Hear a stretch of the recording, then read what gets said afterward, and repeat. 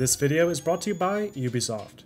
Welcome back everybody, I'm Nick930, and in today's video, we're going to take a closer look at Ubisoft's recently released reveal trailer for their upcoming extreme sports game, Riders Republic.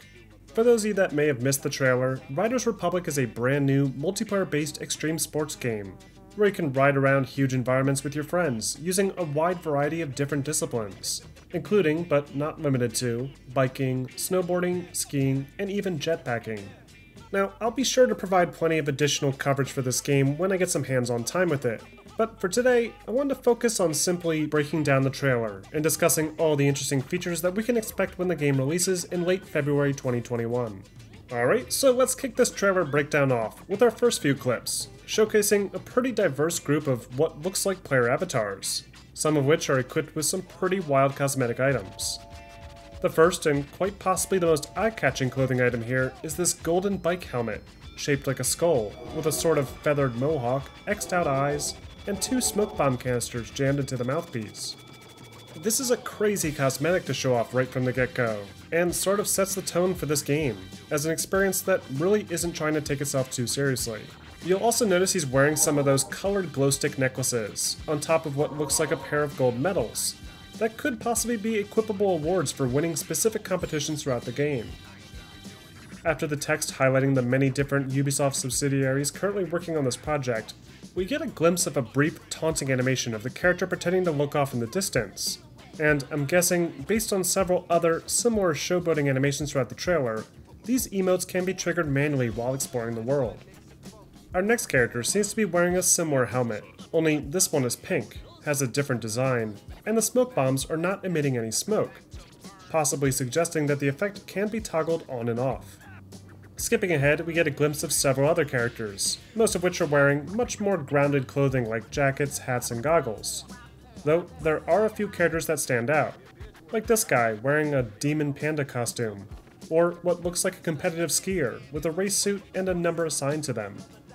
Based on these first few intro shots, we get a clear indication that Riders Republic will feature a robust set of cosmetic items to select between, including different tops, bottoms, headgear, head types, and accessories, along with plenty of emotes to help express yourself, which you'll see plenty more examples of throughout the course of this trailer. But it's this next clip that really stands out, of a player attempting to ride a bike across this insanely narrow metal pole stretched across a canyon. This is the only time that this activity is showcased in the trailer, so it's hard to tell exactly how this will work, but I'm genuinely excited to try this out. There's quite a few videos out there of real-life extreme bikers doing crazy slackline stunts like this, and to have this featured in a game to try without the terrifying consequences sounds like it could be a lot of fun. Though, I do hope that this mechanic doesn't rely on any form of quick-time events or minigames to maintain balance, and actually lets you control the balance with a joystick or something. This next sequence shows 6 players lined up, possibly for an event, with 5 of them on bikes, while the 6th is set up with a pair of skis. But right as they're about to set off, an even bigger group of players shows up behind them, with a wide variety of different sports to showcase the absolute chaos you can expect on the mountains. Riders Republic looks to be much more ambitious than other similar titles in this genre, in that it will feature huge online player lobbies with everyone capable of playing the game their own way. In this shot alone, you can see bikers, wingsuits, skiers, and snowboarders all at once. According to Ubisoft, Riders Republic's multiplayer will feature several structured activities, including PvP, arena battles, mass hill races, and casual trick sessions. But my guess is that there will also be a more open-ended free roam mode, for players looking to just ride down each course at their own pace without any sort of restrictions. I also wanted to point out the environment itself, that looks like it might offer some unique obstacles to overcome, depending on the sport discipline you happen to be using.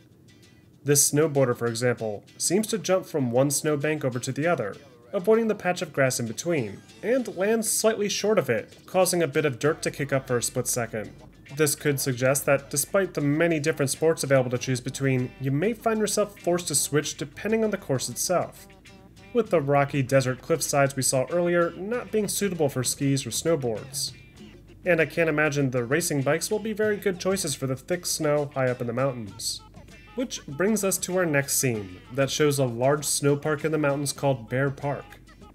Again, we can see a ton of players all jumping around independently with their preferred gear, But what's important about this clip is that we do get confirmation that there will be a full set of tricks to perform for most of these sport disciplines, including grabs, spins, and even slides. In this next sequence, we get a better glimpse of the desert biome available in the game, with a huge mountain pass loaded with several bikers racing to the top peak, while another player in a jetpack flies overhead. This gives us another clear indication of how level designs will be handled in Riders Republic, with more structured courses that complement what Ubisoft is calling a massive multiplayer playground.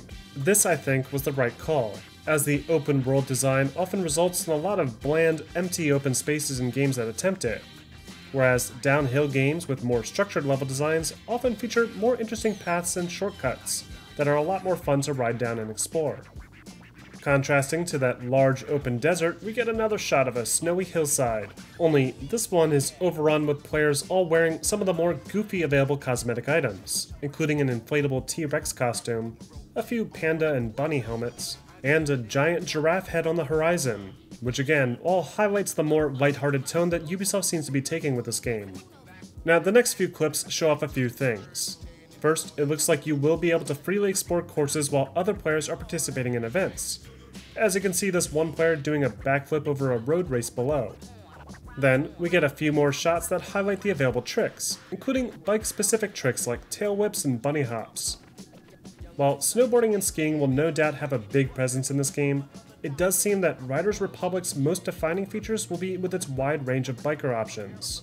There's a lot of different bikes available to choose from, including road, freestyle, slope type, enduro, and downhill.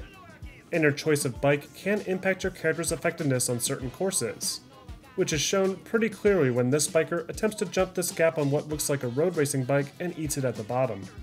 Next up, we're given a little bit more information regarding the types of events you can expect throughout the game. First, we have a big X Games Super Pipe competition, where players will probably need to score big points on the pipe to earn one of the medals we saw earlier. Then there's the Bull Rampage. That looks to be a sort of time trial bike course, with lots of deadly turns along the ridge out in the desert. This course looks to be really technical, where you need to bunny hop and control your bike's pitch to land properly, and then drop in several feet below on an even more narrow path. You can even swap the viewpoint to first person for those with the stomach for it. Now, this next section of the trailer helps to explain exactly how these course environments are going to be handled. As I mentioned before, Riders Republic is not an open world game. Instead, you'll be able to select between several large-scale environments that, based on what we're being shown, should still offer plenty of freedom and variety.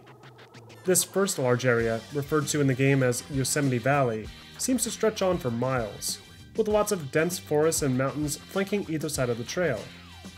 From the looks of it, this area may not suit disciplines like skiing or snowboarding very well, but it should be fun to explore using mountain bikes, or these paramotors that can be used to soar through the air. There's even a brief glimpse of some fauna hiding on the forest floor that could potentially serve as a hazard if the player gets too close. The camera then zooms out to show a large map screen that does a much better job of explaining how these games' environments are laid out, with Yosemite Valley consisting of several smaller courses of its own, like Glacier Point or North Dome. The player's cursor then drifts south into a new section of the map called Bryce Canyon, that seems to contain at least 4 separate downhill courses all within the same general area. This is probably one of the more impressive looking sections shown so far, with lots of beautifully sculpted mesas weaving around large rock outcroppings and creating a maze of deadly paths to descend from. We next get a glimpse of Mammoth Mountain, a snowy mountainside with a large city area towards the bottom. Now, this section of the map has me a little bit confused. Typically with snowboarding games, areas designed for pulling off tricks are all tilted at an angle so that the player can gain speed for jumps. But here, everything looks to be set up more like a skate park, with ramps facing both directions to allow players to travel back and forth. There's a few sloped surfaces, but I'm thinking the trick mechanics will be built with a more arcade-like sensibility, meaning physics may be a bit more forgiving, something we'll see more of in a bit. But before we get into that, the trailer shows 2 more areas. Zion, which looks to be a winding canyon filled with long roads and high cliff walls, and Grand Teton, a dark snowy cliffside with lots of sharp peaks. Next, we get a better glimpse at the game's arcade trick system, with a large ramp park, with what seems like no natural physics at play. There's ramps facing all directions, with no sign of any sort of required momentum, And there's even a full inverted rail to grind on, again pointing towards something a bit less realistic. Additionally, we also get a glimpse of one of the available competitive modes, where landing tricks off of certain obstacles will transform that ramp or rail into your own team's color. And finally, we have our final sequence in the trailer, a huge race with upwards of 40 players all participating on downhill bikes. This might be one of the most defining aspects of Riders Republic, this idea that no matter what, even if you don't have any friends online to join on, you'll never feel alone in this game, which explains why Ubisoft has chosen the term Massive Multiplayer Playground to best describe this experience. All the events shown so far, like arena battles, trick sessions, and this mass hill race, are designed specifically around this concept. And with the game's many different locations serving as individual lobbies, the player density per area should be far greater than it would be for a game built around an open-world environment. I think overall, Riders Republic is shaping up to be an incredibly ambitious extreme sports experience. There's a ton of disciplines for players to experiment with, including snowboarding, skiing, wingsuits, biking, and even paramotors, offering a little something for everyone. But it's certainly the biking that has me the most interested, with lots of different bike types that will directly impact your ability to cross certain terrain, and a robust set of tricks to learn as you explore the different large courses throughout the game. But what do you guys think? Are you interested in learning more about Riders Republic? Which sport shown in this trailer are you most excited to try out? Let me know in the comment section. And be sure to stay tuned for a detailed analysis of Riders Republic when it releases for the PS4, PS5, Xbox One, Xbox Series X, PC, and Stadia February 25th, 2021. I also want to thank Ubisoft for sponsoring this video. If you're interested in learning more about Riders Republic, be sure to check out the link provided in the description. And as always, don't forget to like and subscribe for more videos posted every week.